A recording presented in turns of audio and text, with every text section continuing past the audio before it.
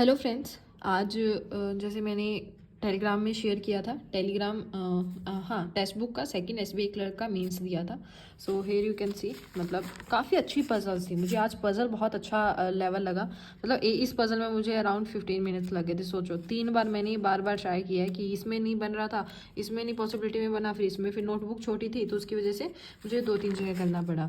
आगे ये मैथ्स देख सकते हो, ये वाला जो क्वेश्चन था ना, ऐसा ही क्वेश्चन आपने देखा होगा, आया होगा भाई। माइंड, मतलब हाँ सच में माइंड ब्लोइंग वो वाला क्वेश्चन था।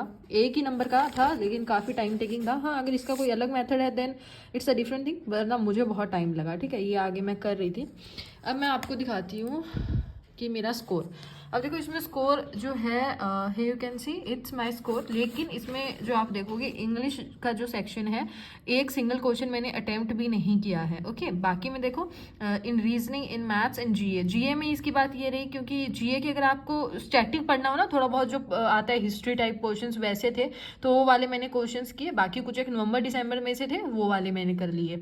और रीजनिंग में आई attempted 24 and got 28.25। In maths 16 attempted और 16, क्योंकि इसमें काफ़ी अच्छे क्वेश्चंस थे इस बार। स्टार्टिंग के जो क्वेश्चंस थे ना, लाइक एक एक नंबर के, टाइम टेकिंग काफ़ी ज़्यादा थे, पर वही है ना, मॉक्स थे तो मुझे ट्राई करने थे सारे क्वेश्चंस। तो मैंने ऐसा नहीं था कि स्किप करती जाऊँ और आगे करती जाऊँ, बीच बीच में किए। फिर लास्ट में जाकर ऐसा लगा कि 5-7 क्वेश्चन और बना लेते हैं, तो ये मैंने किया।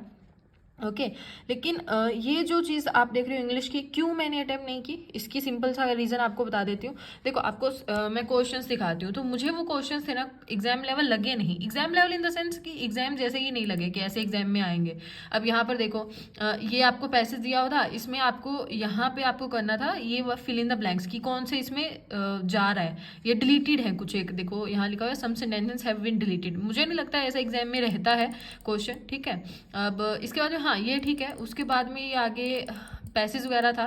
ठीक है, तो इस पैसेज में जो चीज़ें पूछी हुई थी ना, थोड़े बहुत क्वेश्चन मैंने देखे, उसके बाद में मुझे लगा कि नहीं बना, जैसे थे डुएबल, बट फिर ऐसा है कि मैथ्स रीजनिंग में भी इतना मैंने वो तो ना माइंड पे प्रेशर डाल के ऐसे ऐसे क्वेश्चंस को चूज करके किया ना कि मुझे फिर मन नहीं किया, ये भी बोल सकते हो आप। सो यहाँ से एक चीज़ तो ये हम देख सकते हैं कि सिर्फ अगर हम 3 सब्जेक्ट, मतलब होता है ना कि हम 3 पे डिपेंड रहे तब इतना स्कोर बन रहा है। इंग्लिश का एक भी क्वेश्चन मैंने अटैम्प्ट नहीं किया है, तो कोई बात नहीं, मॉक्स में तो एक्सपेरिमेंट्स चलते हैं।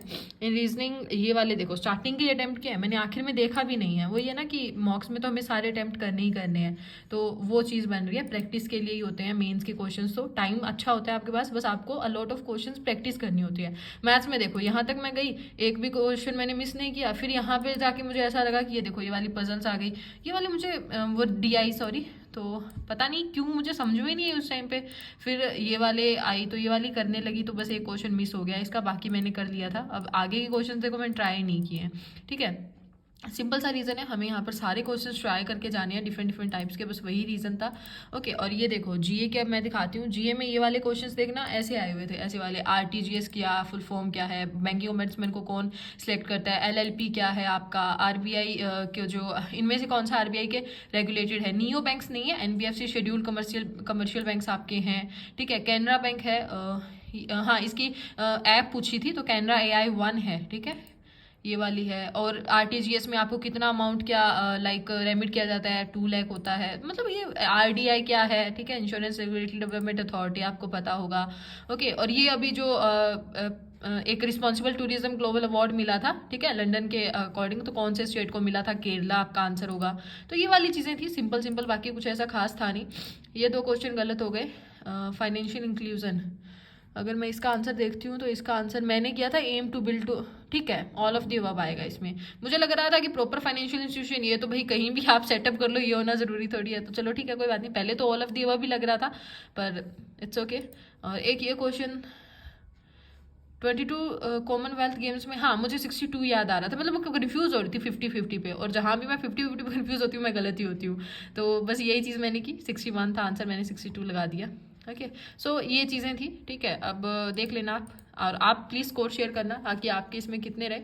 अब अगर मैं बात करती हूँ ये वाला मॉक मेरा था कौन सा, तो ये यहाँ पर आप देख सकते हो, SBI clerk mains full test 2 new pattern based वाला क्वेश्चन था। ठीक है, आप प्लीज़ अपना स्कोर शेयर कीजिएगा। Okay, so thank you so much guys, tata, take care and all the best.